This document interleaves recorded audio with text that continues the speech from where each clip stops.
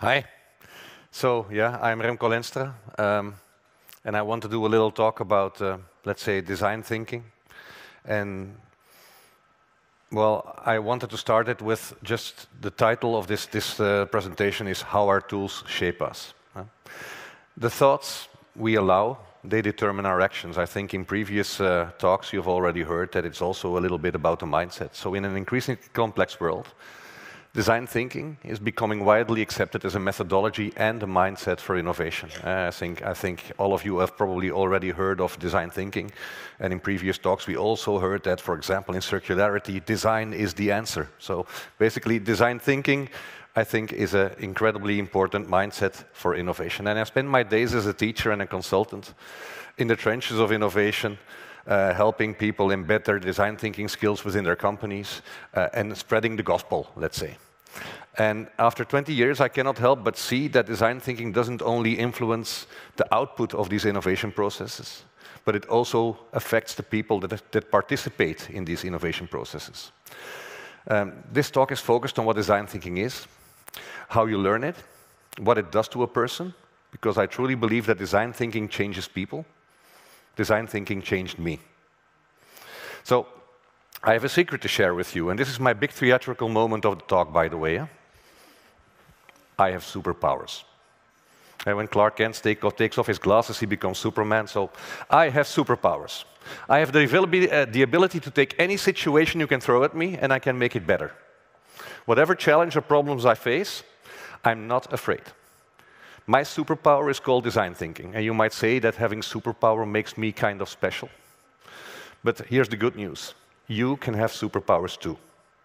Sure, having a little bit of talent for it helps, but the reality is that developing your superpower is mostly a result of time and effort. You can learn how to innovate, you can grow your design thinking skills, and let me share with you how this works. Let me share with you how it worked for me. Now, first, let's get some misconceptions out of the way, because there's a lot of things going around that are completely wrong when it comes to design thinking. Because people say it's a process, the design thinking process. Or it's a workshop that you can do in 20 minutes and then go back to work. Or some say that it's impossible to do design thinking without enormous amounts of Post-its, bean bags in the corner, and maybe a funny hat. But the reality is that those people are wrong. Design thinking is not a process or a workshop. You can have processes, you can have workshops within the design thinking approach, but it's first and foremost a mindset. And more than it has a linear process, it has certain structures and patterns. The reality is that despite the fact that we try to harness this in processes, stages, and gates, that it's mostly messy. It's a semi-structured kind of messy. And that's why it suits me very well. Design thinking found its origins in the craft and methodologies developed in the design sector. We just saw a picture of Tim Brown. Design thinking was popularized by IDEO, which was back then and already also right now a pretty significant design studio. And designers spend their days making stuff better for people. To maximize their chance of success, they adhere to a process and they follow a methodology that results in better products, better services, or better combinations of these products and services. So the design process helps designers build better stuff.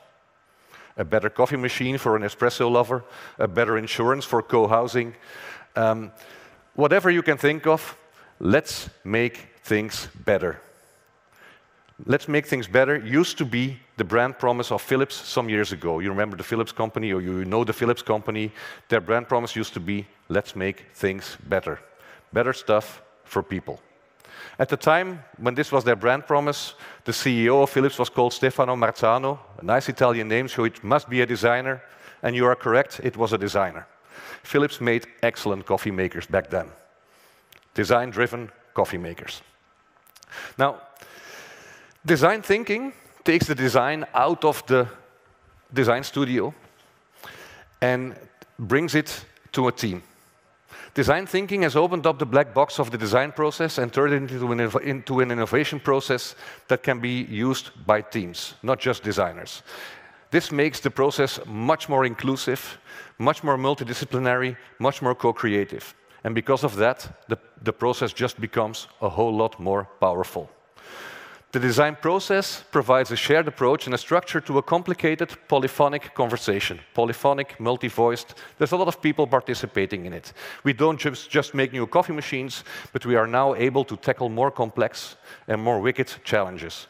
Social challenges, sustainability issues, transformational challenges. Now, if you go to the store and you buy any transformation book, and there's a lot of them, digital transformation, sustainable transformation, whatever. As soon as you go to the how-to section, then suddenly they all seem to revert to design thinking, my superpower. They seem to revert to design thinking as their method of choice. Design thinking helps people bridge the gap between where they want to go and how to achieve it, between the dream and the act. It empowers a team not to only imagine a future, but to also realize it. Design thinking, therefore, is a driver and a catalyst for tangible change. Change from a current situation into an improved one, to change a current situation to a preferred future state. Now imagine the confidence that goes with knowing that you have the ability to not only build better stuff, but also to create better futures, to contribute to a better world. Design thinking is, and this I truly believe, a superpower in a constantly changing world. Now, how do you get to grow these superpowers? Everybody has been in a workshop or in an approach of design thinking, they see all these tools. And, well, using the correct tools can make any job a whole lot easier. I've been rebuilding 2 houses at home. I know the use of tools. As you learn to use tools, tools gradually become an extension of you. The design thinker's toolbox is not filled with hammers and screwdrivers, but filled with paper or digital templated tools that capture best practices and turn them into playbooks. And there is no end to the amount of tools that are at the design thinker's disposal. New ones are being designed every day. I make new tools every day for design thinking. You have tools that elicit empathy, like personas, or tools for gaining user insights, like journey maps. We have tools for crafting new business models. We have tools for visualizing and prototyping. And I've always had a soft spot for well-designed tools. Well-designed tools, templates, workshop flows, I see them as condensed and framed knowledge. They're knowledge put into a product. They make complexity accessible and easier to understand. Now, turning complexity into simplicity is something I learned from my father. He was a university professor in physical chemistry and pretty brilliant at making things simple. Now, I, as a 16, 17-year-old, I didn't really like chemistry or physics. Now, who would? I had a motorcycle, I had girls in my class, and I had physics and chemistry. So physics and chemistry came last. So I didn't study for it, and I used to rely on my father coming home after work and spending 2 to 3 hours with me, and he would explain physics and chemistry to me, and in 2 or 3 hours he could make it so simple that I would pass my exam. He would explain electrical resistance in parallel and serial circuits using the garden hose and clothespins, and I would pass my exam. Now, making things simple, turning electrical circuits into garden hoses and resistance into clothespins, the way my father did, is an art form in itself. It takes great understanding and mastery to turn complexity in simplicity without dumbing it down. Now, fast forward a little bit. One day, my father had enough of my lazy approach to learning. I relied heavily on his ability to make things simple for me. So after several warnings that I should study throughout the year, and the 17-year-old in me did not take that all too seriously, he left me hanging. It was the only exam I ever had to retake during high school. Now, without the simple frameworks and allegories provided by my father, I was not able to take in these complicated concepts in such a short amount of time. And this, for me, is the dual purpose of templated tools. They do not only create an accessible framework and a script for highly complicated conversations, the conversations you need to have in innovation, but they also provide an excellent structure for passing on and sharing knowledge. Tools don't only facilitate innovation, they also create repeatable learning experiences. And this mechanism of shared frameworks and learning experience drives step 1 of developing your superpowers. First, we shape our tools, and then our tools, they shape us. Now, process, it's a tough one. After spending the introduction trying to downplay the existence of a process in design thinking, saying it's mostly messy, we still need to somehow orchestrate the activities of design over time. Otherwise, we cannot reach the desired results. So, of course, there is sequence and logic in the design process. We cannot design a solution if we don't understand the problem we're trying to solve. We cannot test a solution if we don't build it first. So, of course, there is a certain structure. Where the tools of in the designer's toolbox are defined to take individual new insights or testing a prototype, our approach to innovation in all its iterative complexness and messiness is by no means random.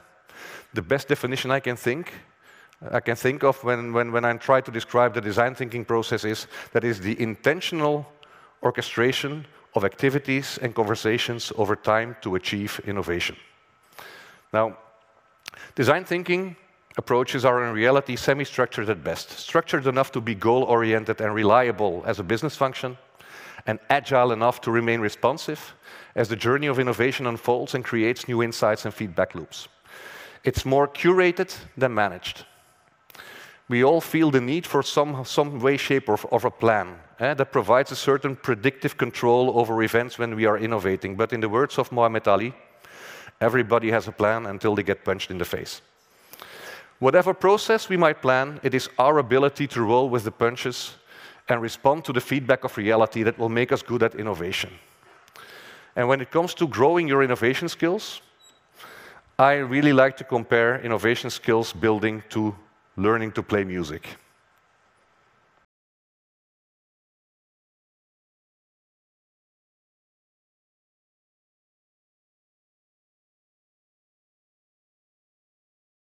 Anybody know the intro of this song?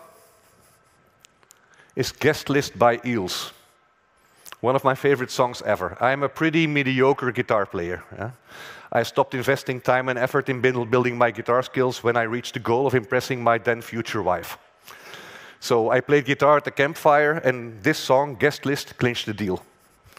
I can still vividly remember the hours I spent in my bedroom trying to hone my guitar skills and the extra hours I had to spend building up the confidence to be able to pick up a guitar in public. In music, you often have a basic structure. We just heard the repetitive bass line of the start of this song. For example, in blues music, you have this dun, dun, dun, dun. Everybody? No, we're not going to do that. But in blues music, you have this repetitive structure. A looped cadence, and every now and then somebody breaks out and starts to improvise, loosely following this structure as it continues predictively. And it is this literally orchestrated ubiquity that allows for blues musicians from all over the world to be able to perform together without having rehearsed a single note. They meet each other, they can play together, because they have this orchestrated ubiquity that they share, an understanding of structure. Now, let's go to jazz music. Jazz music has a reputation of being extremely complicated. And I have to admit that sometimes when I listen to jazz music, I don't get it. Sometimes it makes me nervous. But that doesn't mean that there is no structure. There is a cadence in most every jazz song. There's this book, already from the 60s or the 70s. It's called The Real Book. And the Real Book contains, it's a jazz player's Bible. It contains about 400 separate structures. And it is the jazz musician's responsibility to become familiar with these structures, with as many of these 400 structures as possible. So it takes a jazz musician, on average, between 5 and 7 years to grow enough of these skills and to master enough structure to be able to stray from it and to let go of the rail with confidence to start improvising. Now, there's a lot of similarity between mastering music and becoming good at innovation or design thinking. It takes time, repetition, practice, and shared experience. In music, we start with notes and chords. We learn to repeat melodies in certain keys. We get to understand the structure, and eventually we grow the confidence to improvise. In design thinking, we learn through these templated tools. We learn to repeat generic design processes, tools in a row, and we get to understand through these processes, we get to understand the underlying structures and eventually even master the confidence of turning what we were once sold as being the design thinking process into a robust and responsive approach to innovation. We learn to improvise without losing oversight. And this is step 2 of developing your superpowers. Mastering the structure behind innovation. Mastering the structure behind innovation processes to the extent that you can play jazz with the building blocks. Ray Charles once said, jazz music is when the chords are on the paper, but you play what you feel. Now, changing your mind. I still have this guitar, right? I still have a guitar. They're just beautiful instruments. I haven't played them in years, but I still have them somewhere in the garage. And I recently gave a new one to my daughter in the hope that she would play it. She doesn't, but mostly I bought it because I wanted it for myself. They're just beautiful instruments. And it's been years since I played, and I'm still happily married to the same girl I seduced all those years ago playing guest lists at the campfire, so there was actually no need to start playing the guitar again. But working on this talk on one Sunday, I felt the urge to pick up my daughter's guitar. It was there in the corner, and I wouldn't claim instant virtuosity, but I was immediately able to play the chords to guest list again, without looking at my hands. The structure of this song is engraved in my brain. The chords and the finger setting are stored in my muscle memory. Guest list is part of who I am, and as a bonus, it triggered a nostalgic moment as my wife passed in the hallway and checked in on me. Now, at this moment, my question would have been, have you ever heard of neuroplasticity? And your answer is, yes, we have, just 20 minutes ago. Neuroplasticity refers to the brain's ability to change over time in response to experience. Learning and repetition alters your brain. Now, every time we learn, every time we apply our new structured set of tools for innovation that is design thinking, the electric synaptic communication between neurons is strengthened. Our new thoughts and our new processes establish new routes, and repetition strengthens them. New thinking patterns can become dominant on existing ones by repetition, by increasing flow and decreasing resistance. It's an electrical thing that is happening in your head. This is how design thinking becomes such an integral part of your thinking that it has become your mindset. Now, you have become a design thinker instead of doing design thinking, and it is part of who you are. The tools and the processes we use, they are just there to convey the concept of design thinking and merely the carrier of the knowledge. The tools and the processes that we teach are a Trojan horse that we plant in your head, directed at changing your thinking style, at changing your mind. And this is step 3 in developing your superpower, rewiring your brain, building the design thinking mindset. And now on a small intermezzo, I know that this neuroplasticity thing is probably the hardest part to follow in my talk, because it's about synaptic communication, and basically it's about parallel circuits and resistance and serial circuits and flow and I don't know what, and it's an electrical thing about resistance in serial and parallel circuits with resistance, stuff like that. And I could try to explain it to you, but then I would need a garden hose and some clothespins. So luckily, it's already been explained to you half an hour ago. Now, at a certain moment, when you start altering your brain, you have established that you can also grow your own superpowers. You can grow them just like I did. It's like learning to play music. And of course, there are limitations to the process because not everybody is equally talented. So if they were to hand you a guitar and a start to play book, that doesn't mean that you would immediately be invited to join the Eels for their next world tour. You would, however, gradually become better at it. And innovation is a team effort. So design thinkers possess the humility to serve a team and pursue a goal that surpasses their own individual ability. They contribute to things that are larger than themselves.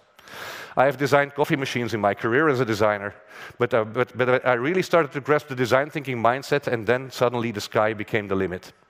If you look at what I'm designing now, I'm designing solutions to support, for example, the reintegration into the workplace for people who have experienced a burnout.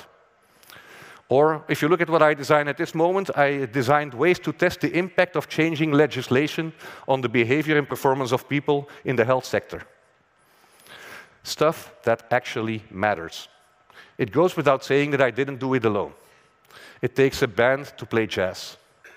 Design thinkers, they join a band, and they serve the process of making music. They serve the co-creation process based on their assets and competences, and they step over their ego. Your position in a band also evolves. My place in the band has evolved from being the little guy in the back with the triangle to becoming the rhythm guitar player, and at this moment I compose the music and I conduct the band. I went from being a designer and an engineer to being a design leader and a facilitator in complex projects. Over the course of my career, I've designed design thinking skill set in increasingly complex contexts, starting as a product designer making better stuff. Coffee machines, if you will. In my case, it was furniture. For people, and it was my step one. And this led me to an interest in human-centered design. And I published a book on the topic in 2010. And writing this book, building these tools, converging all my knowledge into this one product, actually was pivotal for me in the sense that it initiated my road to really understanding what design thinking was all about. And this was my step two. After writing this book, I started teaching and facilitating and diving into the trenches of innovation, experiencing the limitations of planned processes, and I had to develop my improvisation skills to keep all these projects on track. And this was my step number 3. Now, who would have thought that the designer's toolkit over time would lead me to serve in teams that approach issues in contexts such as social entrepreneurship, poverty, inclusivity, healthcare, the building industry, doing stuff that actually matters. And this is my step number 4. Becoming a composer and a conductor to really be able to master and understand the structures behind innovation and construct new approaches became my step number 5. My guitar skills might not have improved. There was no need. But when it comes to design thinking, I can play jazz. Growing your superpower, it takes time. It's taken me 20 years, and I still have the feeling there's a lot to learn as I'm moving along this continuum of which I do not even know the extremes. But I have confidence in my own ability to innovate and envision and create a better future. Whatever the challenge you might throw at me, I know,